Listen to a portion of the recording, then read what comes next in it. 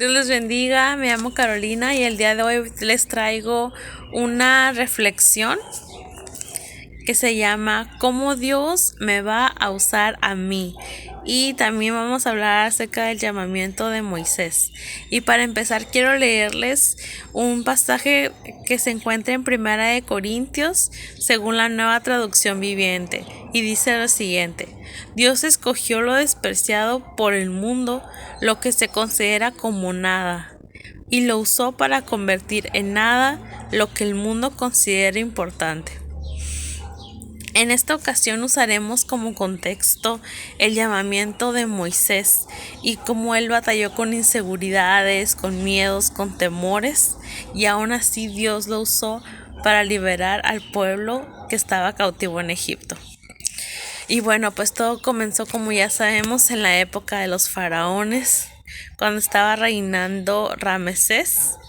Y antes de que Moisés viviera, de que Ramsés viviera, José había llevado a toda su familia desde Canaán hasta Egipto a vivir, a los israelitas, a Jacob, también llamado Israel, a los hermanos de José, a sus familias, a sus hijos y a los hijos de sus hijos. Pero llegó un momento en el que se olvidó las personas, porque nacieron nuevas personas y se olvidaron de que había existido José. Y Faraón estaba preocupado, tuvo miedo, porque los israelitas comenzaban a multiplicarse.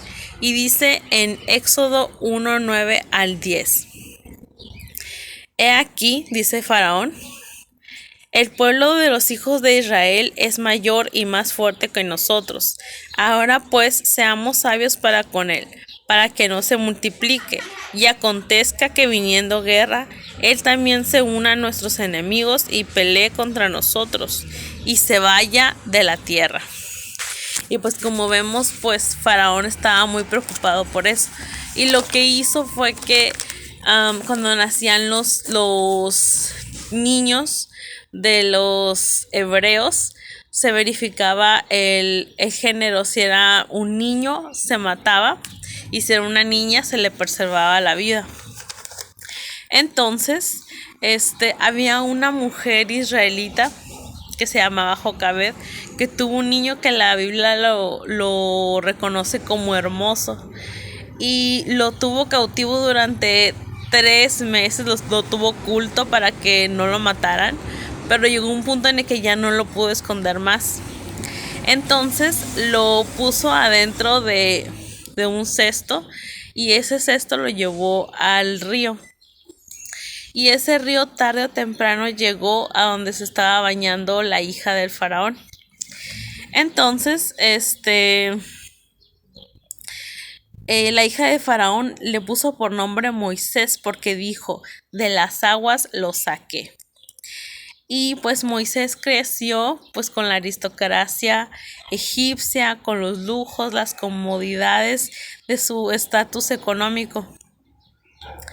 Y pasó una vez algo que cambió la historia para Moisés.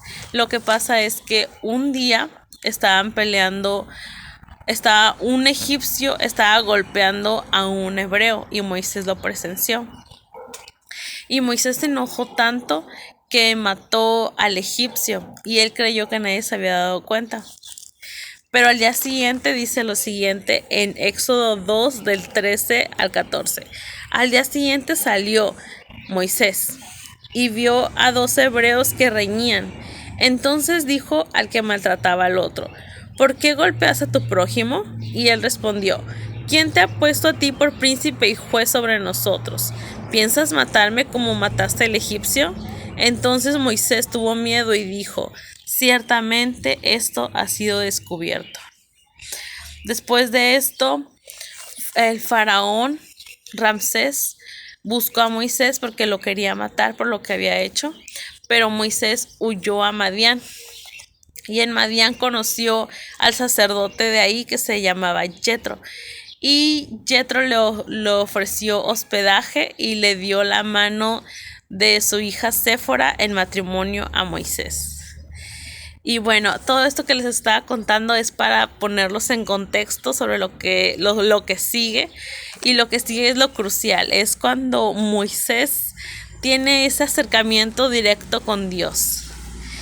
Se encuentra en Éxodo 3:1. Apacentando Moisés las ovejas de Yetro, su suegro, llevó las ovejas a través del desierto y llegó hasta Oreb, monte de Dios. Y se le apareció el ángel de Jehová en una llama de fuego en medio de una zarza. Y él miró y vio que la zarza ardía en fuego y la zarza no se consumía. Y fue ahí que Moisés tuvo un encuentro directo con Dios, donde Dios le dijo que había escuchado el clamor de su pueblo, el gemir de su pueblo, y que quería llevarlos a una tierra prometida, una tierra donde fluye leche y miel. Y bueno, aquí vemos una escena en la que Dios quiere encargarle a Moisés que él sea ese líder que lidere al pueblo de Israel que está en Egipto cautivo y que lo saque de ahí. Pero Moisés enfrenta muchas inseguridades, muchos temores y le pone muchos peros a Dios, pero Dios a todo le tiene una respuesta. Ok, cuando Dios le manda a Moisés que fuera delante de Faraón y que libere a su pueblo, Moisés le responde lo siguiente en Éxodo 3:11. ¿Quién soy yo para que vaya Faraón y saque de Egipto a los hijos de Israel? Mostrando así la frustración e inseguridad que Moisés sentía al enfrentarse a su pasado y a Faraón mismo, de quien había huido, porque como les decía anteriormente, él venía huyendo de él. Pero Dios le respondió que iría con Moisés. Y aún así Moisés le preguntó, ¿cuál es el nombre que les daré de ti? Si ellos me preguntan, ¿cómo se llama el Dios a quien tú sirves? ¿Qué le voy a decir? Y Dios le respondió, yo soy el que soy. En Éxodo 3:15 dice, además dijo Dios a Moisés, así dirás a los hijos de Israel, Jehová, el Dios de vuestros padres, Dios de Abraham, Dios de Isaac y Dios de Jacob, me ha enviado a vosotros. Y pese a todo esto, Moisés siguió dando razones por las cuales no ir, diciendo, ellos no me creerán. Pero hay algo que realmente yo resalto mucho en toda esta plática que ellos dos tienen, es que por cada pero, por cada no que Moisés da, Dios da una oportunidad para que él lo lleve a cabo. De hecho, más adelante también dice que, bueno, aquí dice, Moisés dijo a Dios que nunca había sido hombre de fácil palabra porque era tartamudo. Era tardo en habla y torpe de lengua. Pero Dios es quien hace al mudo, al sordo, al que ve, al ciego. Y aparte no hay nada imposible para él. Y bueno, yo leyendo estos pasajes y la razón por la que quise hablar acerca de este tema en específico, de esta plática entre ellos dos, entre Moisés y Dios, fue que muchas veces nosotros nos vemos como que pensamos que no podemos con un llamado que Dios nos hace, que nosotros nos menospreciamos a nosotros mismos. Yo me vi como un espejo en esta conversación.